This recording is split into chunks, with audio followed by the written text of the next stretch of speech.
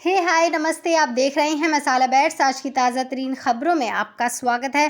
कुछ दिनों पहले आपने सुना होगा कि मुफ्ती सलमान अजहरी को गिरफ्तार किया गया था और उन पर एक केस के बाद एक केस दर्ज किया गया। जब सब केस से बरी हुए वो कलेक्टर ने पासा एक्ट इम्पोज कर दिया और वो अभी जेल में हैं। मुफ्ती सलमान अजहरी के खिलाफ बोलने वाले बहुत हैं, लेकिन उनके साथ बोलने वाले बहुत कम हैं। कहना सिर्फ इतना ही है, AIMIM पार्टी के अलावा कोई और पार्टी उनके साथ खड़ी नहीं, पहले दिन से और अभी तक खड़ी है असदुद्दीन ओवैसी की पार्टी, जिसकी वजह से सलमान अजहरी गिरफ्तार हुए हैं। उनके बीच और वारिस पठान जो AIMIM के पार्टी के नेता हैं, मुफ्ती सलमान अजहरी को लेकर दहाड़ लगाए हैं। आइए इस वीडियो में जानते हैं। सवाल करूंगा सुधांशु जी आपसे, अल्पसंख्यकों की बात हुई, माइनॉरिटी की बात हुई, आप लोगों को मुसलमानों से इतनी नफरत क्यों है? मेरा सवाल का जवाब दो। क्या आजादी हमने इसलिए ली थी लड़ झगड़ के? क्या आप आजाद होने के बाद भारत देश के अंदर हमारे मदरसों को तोड़ दो, अवैध निर्माण दिखा के हमारी मस्जिदों को तोड़ दो, आप मुसलमानों की मॉब लिंचिंग कर दो, आप गाय के नाम पे मार दो, आप बाहर से महाराष्ट्र राज्य के अंदर आप अपने गुर्गों को भेजो जो जाके मुसलमानों के खिलाफ अनाप शराब बके, जहर उगले, उनके खिलाफ FIR होकर आप उनको अरेस्ट नहीं करो। वहीं पर अगर कोई एक मुसलमान मुफ्ती अजहरी जैसा अगर खाली एक रात इंदौरी का अशार पढ़ ले तो सुधांशु त्रिवेदी ट्वीट करके बताते हैं कि देखो इसने पूरे हिंदू समाज को इस तरह के अल्फाज इस्तेमाल करा दिए, उनके खिलाफ FIR कर देते हैं, उनको जेलों में डाल दिया जाता है। वहीं पर अगर कोई बाहर से आता है बीजेपी का नेता और वो ये बोलता है कि चुन चुन के मारेंगे, कुछ नहीं होता, बीजेपी की सिटिंग MLA वहां खड़े रहकर बोलती है 15 मिनट नहीं, 10 मिनट नहीं, हमको 5 मिनट दे तो हम सबको खत्म कर डालेंगे, तब सुधांशु जी एक भी ट्रीट क्यों नहीं करते? आप आसाम के ऊपर भी बात करेंगे। आसाम का भी सवाल था, आपने जो स्पेशल मैनेज एक्ट लेके आ गए, 90 साल से कानून चल रहा है, रात के अंधेरे में 12 बजे क्या लाने की जरूरत थी आपको स्पेशल मैनेज एक्ट? आपको पता है ना कि मुस्लिम के अंदर शादी एक कॉन्ट्रैक्ट है, हम में होता है निकाह, बच्चों की शादी कर। तो दोस्तों आपने इस वीडियो को देखा। इस वीडियो को देखने के बाद इस बात का अंदाजा हो गया होगा कि किस तरह से मुफ्ती सलमान अजहरी के बारे में जिक्र करते हुए वारिस पठान ने ये सीधे सीधे बात रखी है कि जो कुछ उनके साथ हुआ है सिर्फ उनके ऊपर आवाज उठाई जाती है, लेकिन वही बीजेपी के नेता सुधांशु त्रिवेदी उस वक्त ये बात क्यों भूल जाते हैं, उस वक्त ट्वीट करना क्यों भूल जाते हैं जब भारतीय जनता पार्टी का नेता जाकर के सीधे सीधे मुसलमानों को मिटा देने की बात करता है। 15 मिनट छोड़ दीजिए, 10 मिनट छोड़ दीजिए, 5 मिनट में मुसलमानों को साफ कर देने वाली बात करता है, तब ये लोग कहाँ होते हैं? वारिस पठान साहब ने सीधे सीधे जो सवालात खड़े किए हैं वो बताते हैं कि क्यों ये सवाल जरूरी है। अगर आपके लिए मुफ्ती सलमान अजहरी का वो बयान जरूरी था, सवाल तो ये उठता है कि आखिरकार क्या वजह है कि मुफ्ती सलमान अजहरी साहब पर ही कार्रवाई होती है लेकिन और अन्य नेताओं पर कार्रवाई नहीं होती है। जब इस तरह की कार्रवाई होती है तब लोगों का न्याय व्यवस्था से यकीन टूट जाता है। अगर मुफ्ती सलमान अजहरी के बयान पर गिरफ्तारी होनी चाहिए, अगर उनके इस बयान पर पासा एक्ट इम्पोज किया जाना चाहिए, तो फिर टी राजा सिंह पर कार्रवाई क्यों नहीं होती है? फिर कार्रवाई यति नरसिंहानंद पे क्यों नहीं होती है? फिर कार्रवाई सिटिंग MLA जो है मीरा रोड की, उन पे क्यों नहीं होती है? कार्रवाई उन तमाम नेताओं पर क्यों नहीं होती है जो मुसलमानों के खिलाफ सुबह से लेकर शाम तक भड़कीले भाषण देते हैं? ये वही हिंदुस्तान है जिस हिंदुस्तान में पिछले 1 साल में मुसलमानों के खिलाफ 668 से ज्यादा आपत्तिजनक बातें की गई, जो भड़कीले भाषण हुए। और आपको बता दें कि जब फलस्तीन और इजराइल के बीच में मामलात बढ़े, उस मामले के बाद हिंदुस्तान में सबसे ज्यादा नफरतें पड़ोसी गई और सबसे ज्यादा हेट स्पीच मुसलमानों के खिलाफ दिए गए, लेकिन उन लोगों पे कार्रवाई नहीं हुई। 600 से ज्यादा केसेस थे, मुझे 6 लोग का नाम गिनवा दीजिए जिनके ऊपर कोई केस हुआ हो और उनकी गिरफ्तारी हो गई हो।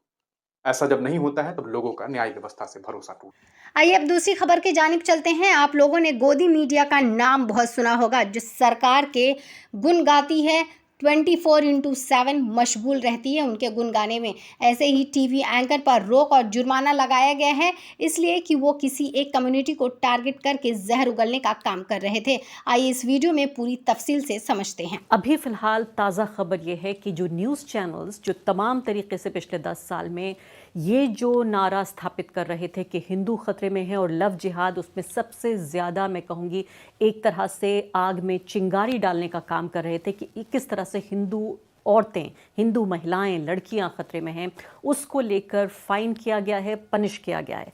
खबर यह है कि जो न्यूज़ ब्रॉडकास्टिंग अथॉरिटी है उसने टाइम्स नाउ नव भारत, न्यूज़ 18 इंडिया और आज तक को ये कहा है, ये तीनों चैनल्स को कहा है कि बड़ी तादाद में, यानी 1 2 3 4 नहीं, कई इनके ऐसे प्रोग्राम्स हैं जिनको कहा है कि फौरी तौर पर इनको हटाया जाए और साथ साथ फाइन के तौर पर, जुर्माने के तौर पर इनको पैसा भी देना होगा। तो जो न्यूज़ ब्रॉडकास्टिंग और डिजिटल स्टैंडर्ड्स अथॉरिटी अथॉरिटी है यानी NBDSA, जिसको फिलहाल जस्टिस AK सीकरी उसकी अध्यक्षता कर रहे हैं, उन्होंने जो शिकायतकर्ता हैं उनकी बुनियाद पर एक्टिविस्ट इंद्रजीत घोरपाड़े हैं, उन्होंने इस संस्था से, ये कोई सरकारी संस्था नहीं है, खुद ही एक तरह से एक इंटरनल मैकेनिज्म है, न्यूज़ चैनल्स और साथ ही जो डिजिटल मीडिया है उस सबका इंटरनल की मानते हैं कि ये उनकी नुमाइंदगी करता है, ये संस्था तमाम न्यूज़ चैनल्स की और साथ साथ डिजिटल मीडिया की भी।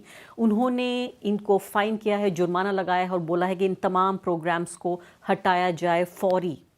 इसमें आप ये देखिए, ये प्रोग्राम था लव तो बहाना है, हिंदू बेटियां निशाना है, जिहादियों से बेटी बचाओ। आप सोचिए 21वीं सदी के भारत में इतनी घटिया मानसिकता के साथ एक समुदाय को निशाना बनाया जा रहा है और ख़ासकर ये बताते हुए कि दूसरा जो बहुसंख्यक समुदाय है वो ख़तरे में है। भारत दुनिया में एक ऐसा देश और पहला देश, अकेला देश है जहां 80% जनता को डराया जा रहा है 14% लोगों से, और बड़ी कामयाबी के साथ इसी पूरी साजिश को नाकाम बताते हुए यहाँ पर जो NBDSA है उसने साफ तौर पे ये कहा है कि नफरती कार्यक्रम है और ये समाज में नफरत फैला रहे हैं और सांप्रदायिक जो सौहार्द है उसको बिगाड़ रहे हैं और फ़ौरन जो है इनको यहाँ से हटाया जाए। एक समुदाय के खिलाफ नफरत फैला रहे हैं। टाइम्स नाउ नव भारत जो है उसको 1 लाख रुपए का जुर्माना है। न्यूज़ 18 इंडिया को कहा है कि 50,000 रुपये पे कीजिए और वार्निंग भेजी गई है आज तक को। तमाम तरह के कार्यक्रम कहा है कि ऑनलाइन वर्जन,